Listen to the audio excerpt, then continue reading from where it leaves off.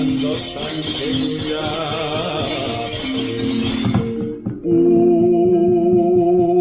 ing mangke datang cinarita sang katengge mangsa semedi menawi ingkang kawuwus narakaya miyos sing Raden Arya Prabu Rupa ingkang salimbit lawan ingkang rayi Raden Ugrasena ngawul para diwandha pating balepur pating bilulung jeneng jebuk sinemburaken.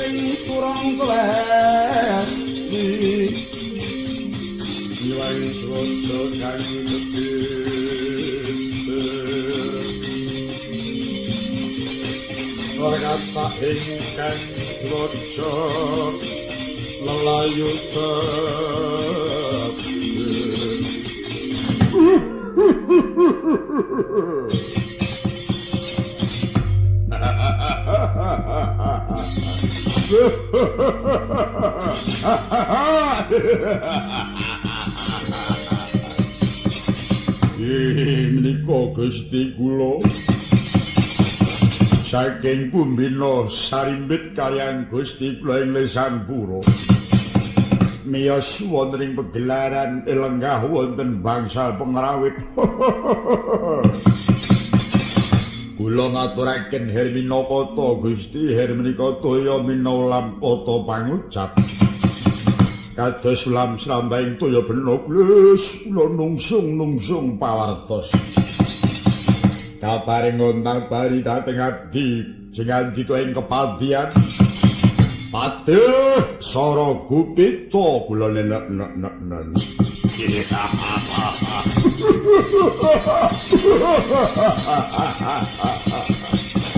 Sanadyan kocmadhong keparengan Gusti. Napa wigatos sing pasiwakan kepareng ambal bari dhateng abdi paduka ing temenggungan Punandaka Semeru. Kakang Patih Sara Gupita, kawula nuwun wonten dawuh. Lan temenggungan Ndaka Semeru nuwun wonten dawuh. Mara prayogat manggonira lungguh. Aku bakal paring dawuh kelawan kadangku Ugrasena. Manawa sira padha midhangetake bakal mangerti apa kang rinembuk ana ing pasiwakan. Kawula nek. Yayi Ugrasena nuwun wonten timbalan ingkang dawuh Kakang Mas. Pun Kakang mundhut pangapura ingkang gedhe labet nalika semana pun Kakang ora mestuti marang parentahing Koko Prabu. Anggonipun Kakang ora nyirnakake lawan Kang Mbok Mair hambabar angkara kang wujude Siwara Kangsa. Kawula nuwun inggih sanadyan kula semanten ugi nyuwun pangapunten ingkang ageng dumateng Kakang Mas karana ngantos kewiyos ingkang dados atur kula ingkang lugunipun boten pantes katuraken wonten ing pasewakan. Iya tumiba padha-padha. Pun Kakang ora maitu lebet sangka grengsenging siadhe ingkang kaperbawan marang ucaping Siwara Kangsa. Kawula nok.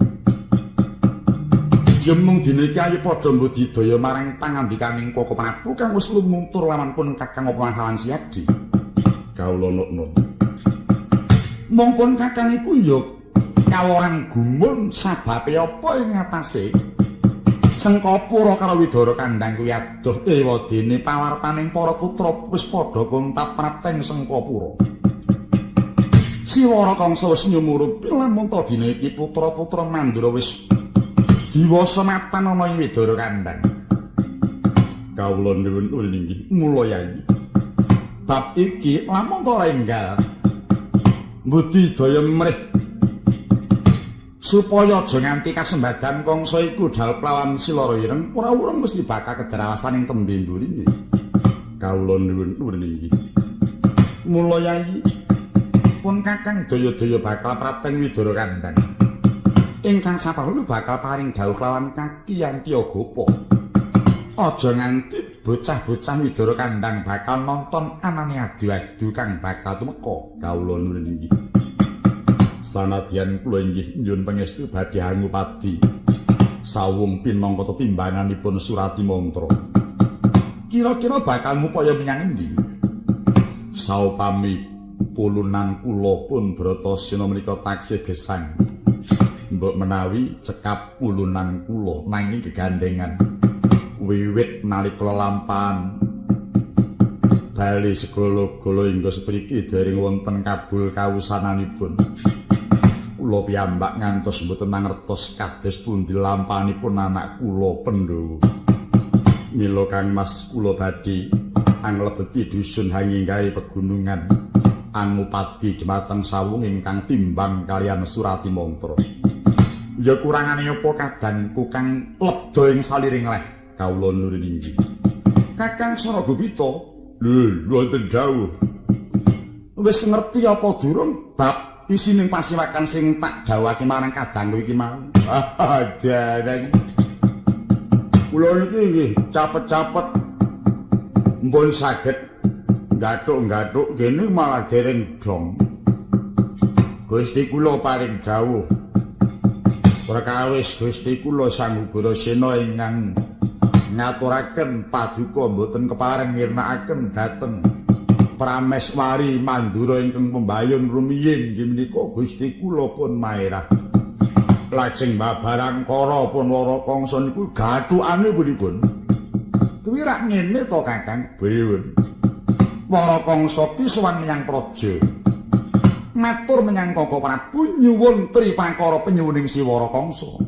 Wah, nyuwun tiga? Iya. Menapa mawon? Sepisan kepengin diri sudah dadi Prabuwana wis kasembadan. Angka loro nyuwun palakrama ning sing disuwun Putri Widara Kandhang. Lah. Napa mboten ngertine niku kadange? Lah aku dhewe ora mangerti, Kakang. Siwara Kangsa kuwi wis ngerti apa durung lamun ta bocah Widara Kandhang kuwi isih kadang dhewe. Lajeng kados pundi? Aku kinen dawuh lawan Antyagapa. Kinen primpen oleh padha nyimpen lawan bocah Mandura sing mapan ana ing Widara Kandhang. Wih, langkung mrayogi. Ing angka 3 Wara Kangsa bakal nganakake adu-adu. Wah, aben-aben. Iya. Wah, aben menapa? Adu jago. Kalanganipun mendhet wonten pundi? Mongko ing Mandura sampun dipun awisi mboten kenging ngawontenaken aben-aben. Ning gegandengan gedhe kemuraning Koko Prabu lawan Siwara Kangsa semua iki dililani. Oh, nggih. Dene ingkang bakal diadu kuwi dudu jago bopongan, nanging sifat manungsa. Lah, rak saya gladrani.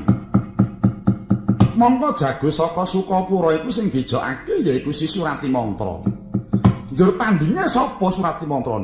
Wah, niku kedah kula niku tandinge. Ha nek boten kula, boten rampung niku kowe. Kosek to kiyane iki mbojo. Saguwe didokok ngarep. Surati Mantra kuwi buta gedhe. Apa kiyaine ora bakal mirsa?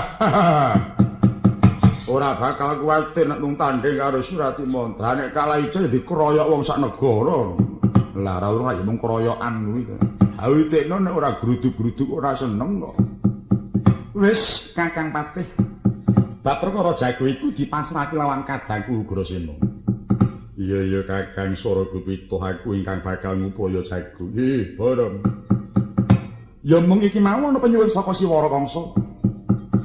Kawula Mandura gedhe cilik tuan lanang wadon kinen padha nonton, sapa kang ora nonton bakal kapatrapan pidana gedhe. Mula Kakang Patih Saragupita iki kurang-kurang bejane sisip katuranggane kriwikan dadi grojogan. Mula sira aja nganti sepening pengati-ati. Lha niki mangke kula badhe ngawikan. Mumpung sesuk yayahe padha kabudhalake sowang-sowangan kawon pun Kakang. Lho inggih. Suwawi Kakang Mas monggo kula dherekaken. Bocah Temenggungan. Nuwun wonten dawuh metu njaba. Parintahna bocah Carangon Saradeni, stabelan pantantang jaga bela rajekwa Sisinganagara. Pedang abang kinan marangi bedhil buntet kinan ngoro itu mbak potol kinan nyalini. Kawula nono niki. Lan diwarakno kabeh kawula Mandura. Kinan padha nonton adu-adu kang bakal diadani. Lho iki ngestuaken dawuh. Cawisna titiyaku lan titiyaning Yayi Ugrasena. Perlu bakal jengkar sangka praja kawula nono.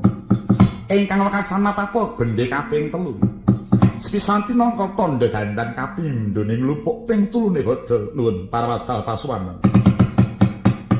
Mundur sang Andaka Sumeru. Undanging Prawadya Palasareka. Humyung swaraning bendhe beri. Kubar gurnang kalawan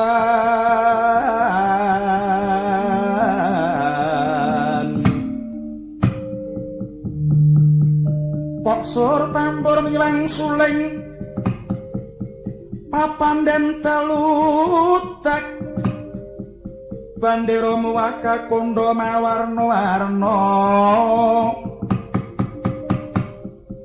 Pindha Jaladiyan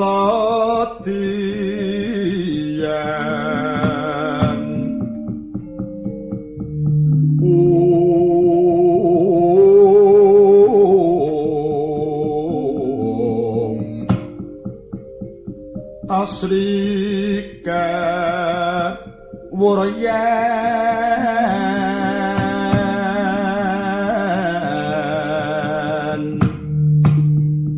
Gerak-gerak andemaning kang jarang ngrik magalak genti manite pamekak ira brisang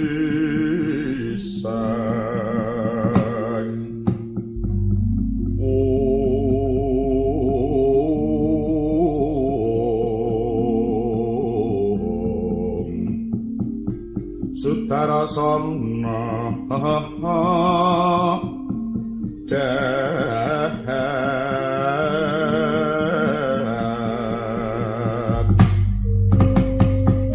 Kendali rengah manjing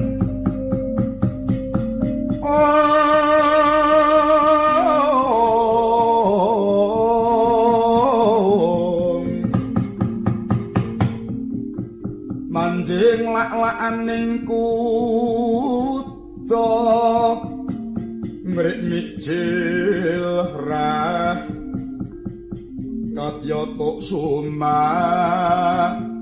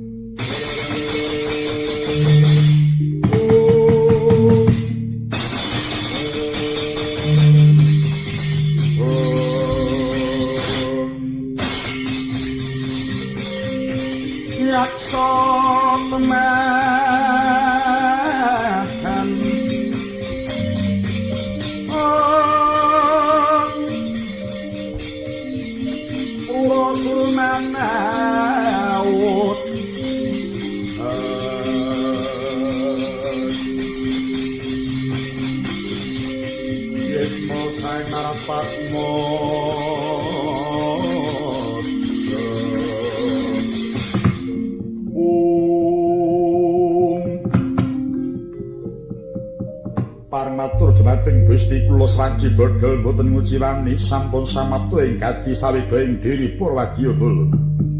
Yaya syukur mangayi sekti jemurung. Para bocah pemenggungan sira ndisi ana dadi wedananing laku nuwun keparengal pasuwanan.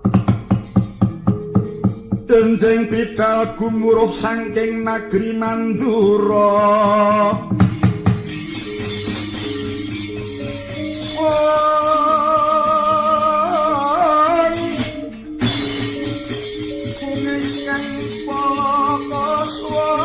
Prabu sananira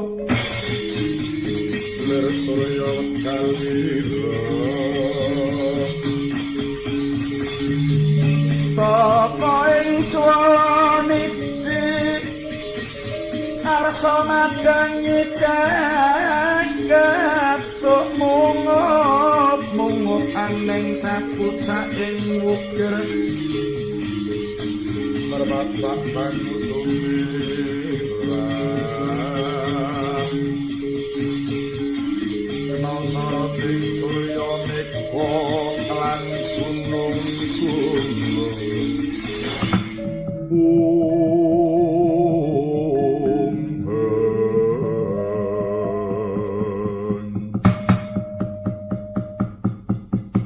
Sami bidal para pangeran winter lampah para prajurit.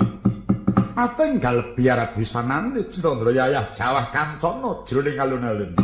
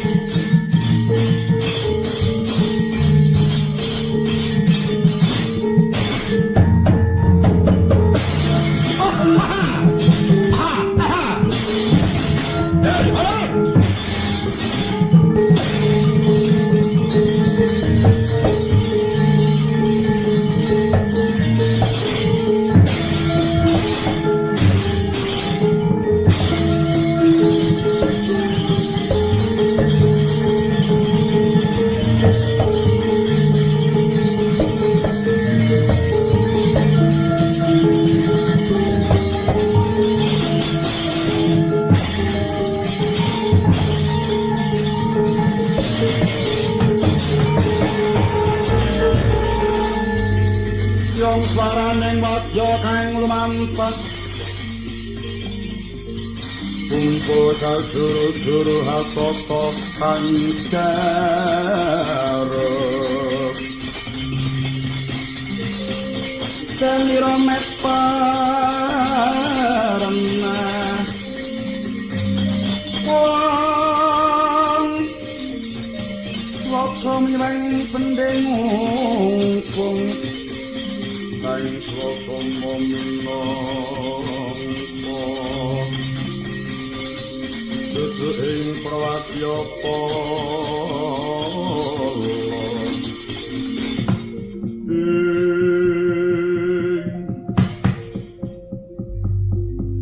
Sarawuh Paduka putra kula ngaturaken karejan nggih. Nggih, man sampun kula tampi perbagining paman. Sasampunipun kundur saking Mandura. Daya-daya ingkang bapa nyadhong dawuh kados pundi anggen Paduka gadah panyuwun kelawan ingkang Rama menapa sampun kelilan menapa dereng.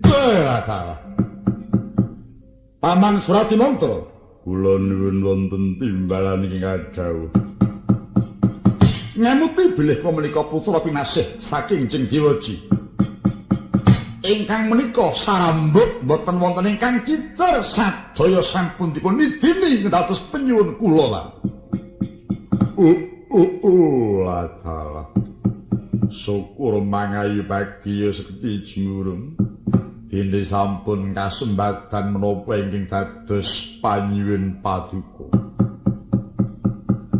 Perkara kula njaluk dadi pangeran pati wektunipun diwisuda kula dadi Prabu Anom dejuluk Prabu Anom Baswara Kangsa. Mila mang biwarake sedaya kawula Sengkapura. Yen ngaturi kula kudu Sang Prabu Anom. Nun inggih mangke badhe kula biwaraken. Panyuwun kula Daud kalian Putri Widara Kandhang ketingalipun menadi dipun penggak kalian Jeng Dewaji. Menawi saged kula kapri milih dhateng tiyang sanes. Latala. Katingalipun ingkang Rama sampun ngrahita bilih Paduka angger. Sampun mirsa sinten ta sejatosipun lari Widara Kandhang menika. Nggih, Pak. Nanging kula boten purun dipun penggak. Kadipun iki mawon tetep kula nyuwun Daud kalian pun lara wireng. Kula kelingan nalika jaman bocah Widara Kandhang mlaku ajeng ten Mestina ndelok adu-adu siswa saka lima kang padha didadar ten Mestina biyen. Rata jaya kepethuk kalih wonten andalan sepriki kula mboten isa ngilangi kalih wujuding sila ngenten patone netra. Inggih. Namung kedah ageng pangatosatosipun ngemuti bilih pinenggak kaliyan ingkang Rama. Wah, ning boten lan. Mesti kaselatan. Lha nek. Dene penjaluk kula ingkang angka 3. Kepengin nganake adu-adu nggih pun dituruti, Mas. Lah niki margane, Mas. Makipun kula biwarakake, kawula Mandura kudu nonton gedhe, cilik, nom, lanang wadon kudu nonton. Sing boten nonton kula patrap pipidana sisa abot-abote. Miloan kasempatan anggen kula badhe ngilangi klilet kula. Awit nek boten nganake adi-adi muka kula bisa ketemu kalih bocah bule kalih bocah cemani. Nggih. Lakar inggih namung lari kalih menika ingkang dados pepalang anggen Paduka lenggah Singangsana Mandura.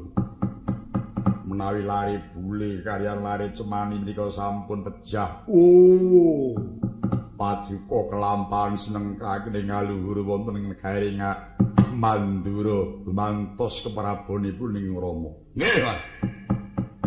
Bila mawon kula pun matur kalih Jeng Dewaji sampeyan sing kula nggih jago. Wiwit sakniki sampeyan mangkerepi olahraga. Napa pekarepan sampeyan mangoba, Man? Nggih, tenang. Mang lelemu awak sampeyan. napa pekareman sampeyan mang matur margi ajeng kula gunakne tenaga sampeyan. Ampun nganti kula ndamel kucil sampeyan lan. Waton mboten abot-abot ning ngetokke ragat mesti kula turuti. Nggih. Ampun nganti sampeyan robo sing sak dhuwure sing bangsane lumrah-lumrah niki. Inggih. Perkawis menika kula sampun saged metang piyambak. Nggih, Pak. Kajawi niku sumengkane ngati kula kepengin ninggal mboyong kali loro ireng ajeng kula dawuhke bocah buta kan. Nyemangan. Sengsara. Kawon wonten tindak nyata wis nurami dhateng abdi patukipun sengsara. Bertandana. Ingsun piji nganti wadya buta prateng widara kandhang. Kepareng paduka yen kowe ketemu karo bocah bule aja ndatak nganggo sranta cekelen ketoken gulune. Lho niki. Kaping pindho yen kowe ketemu bocah kang ireng pakulitane kuwi cemani jenenge Narayana aja ndatak nganggo briben-briben. Bondo tangane tugel gulune. Lho niki wis pangandhawuh. Ingkang kaping 3 yen kuwi kepethuk bocah wadon ireng manis. Rambute kerep diure, pawakane cilik. Aja srapa-srapa dipun pejahi. Ora. Unggahna tandu pikulen go bali nyang Sengkapura. Dados garwa kula. Wis japurmu. Buta cakil Rabi Putri.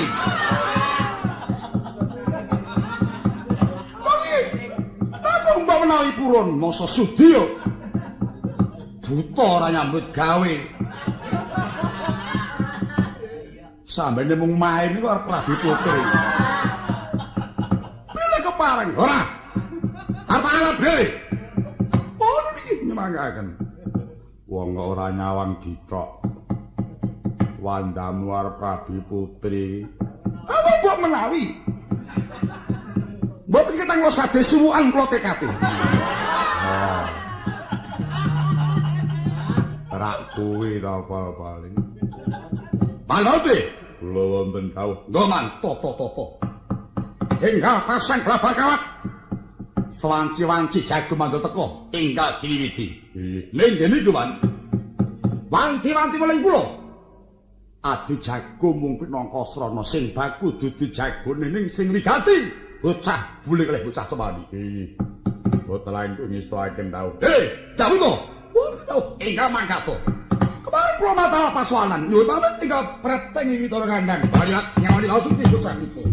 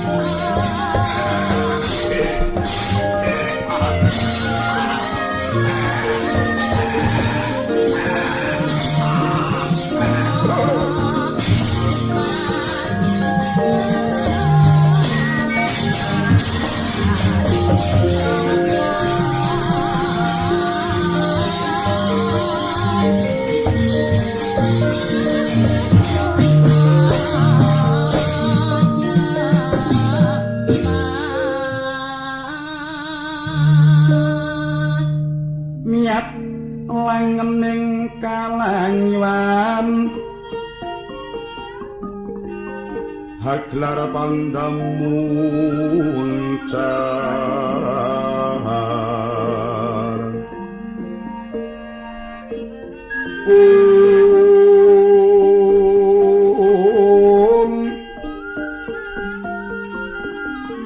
tinon lerek kunang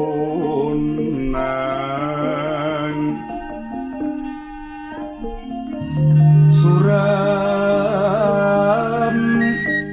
sorote tanpa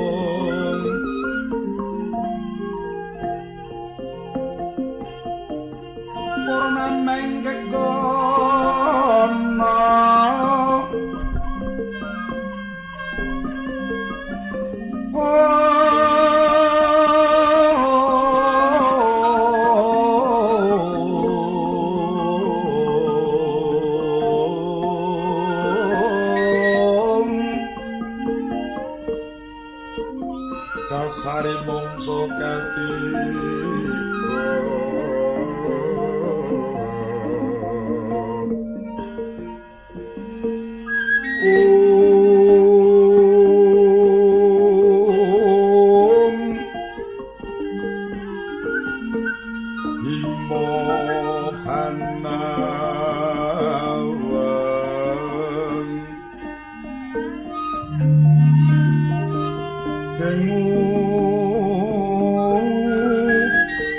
jeng ancala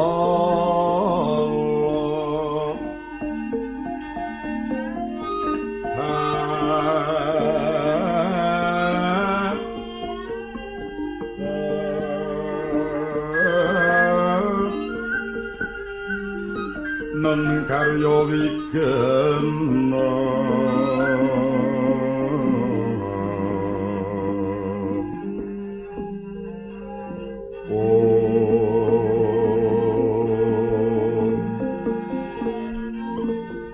Newah sining wana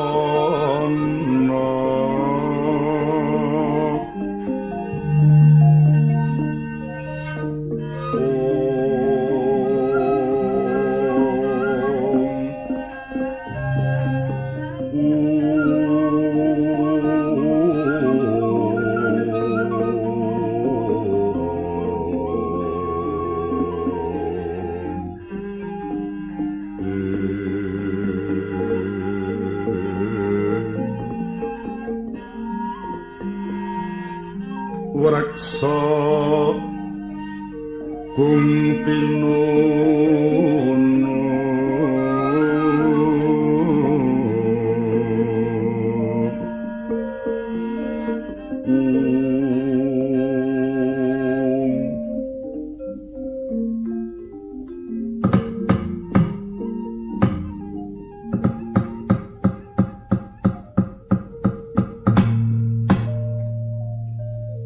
nalika sampun bidal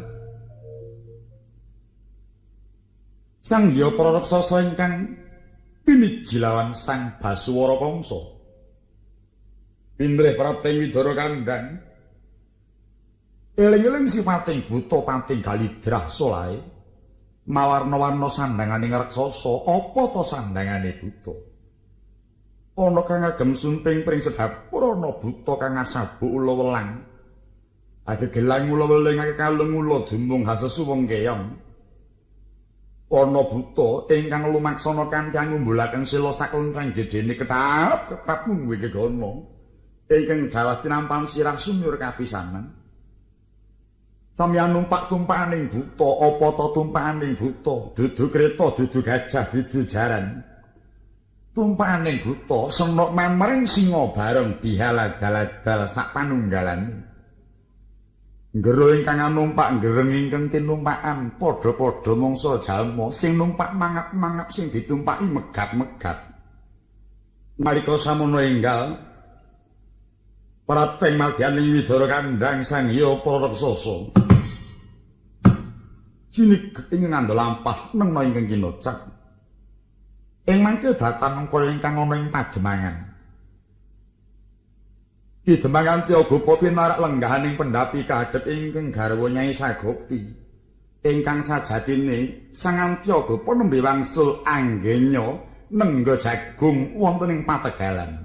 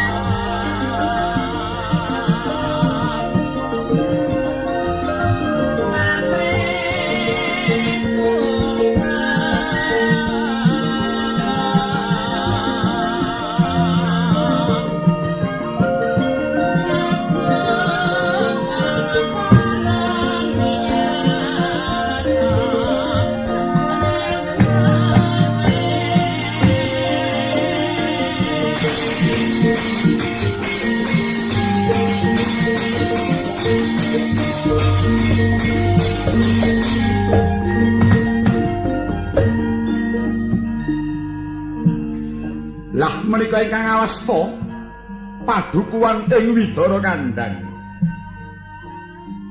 Nadyan mapan wonten dusun salangkaing ukir parandene pepasterene datan kawon klawan ingkang wonten tengahing kitha. Endahing padukuhan sarasah klawan batur pansedaya wakil wilis. Limes pita gegapik wong ngulir kuwung-kuwung hangawengi. Wanguning kembang-kembang kajenengan sami pineta sapon-popon pantane Sarwasari. Petetane pinatut hanut tepi mangapit-apit pinintos papan-papan. Papane taruti senusun sepasang-pasang ing gapura pucak jemuruk sajengkir gedene. Saking mandrowange kuwung-kuwunge wong wilis lerteja memusudama ranyep-ranyep katingal Sri Madyaning padukuhan Widara Kandhang.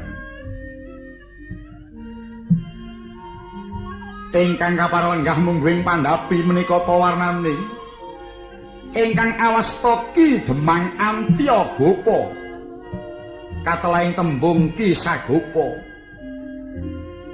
Nadyan wis tuwa pikun parandene tasih gedhe karekate pantes lamun to akali tepa tuladaning para muda. Nalika lenggah denadhep lawan ingkang garwa ingkang awasta Nyai Sagopi.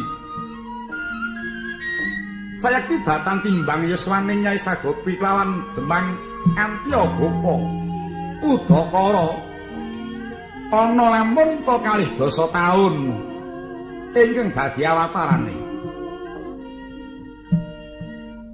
Nadyan mangkono katingal sok ing katresnan Nyai Sagopi dumateng Kyai Antyagapa. Katitih mung tansah ngladosi kang dadi kersaning Kyai Antyagapa. Sawetawis anggen piyara lenggan ingkang rinumpaka ing batos amung anggenipun angglawenthah sang Hyang para putra ingkang wonten ing Widara Kandhang. Ananging ing mangke sampun dangu kang putra Kakrasana dalah Narayana. Kisah saking Widara Kandhang temahan dadosaken penggalianing Kidemangan Kiyagapa. Sakula biyen nyaketaken dhateng ingkang garwarsa kakanthi wawan sabda. Sinamuning sanudana sadèrèng adi manis. Panglocitaning wardi ingkang dereng kaya silati saking Kidemang Sagapa. Nyuwat langening kalang nyuwana gelar pandamun cara tinon derek keko.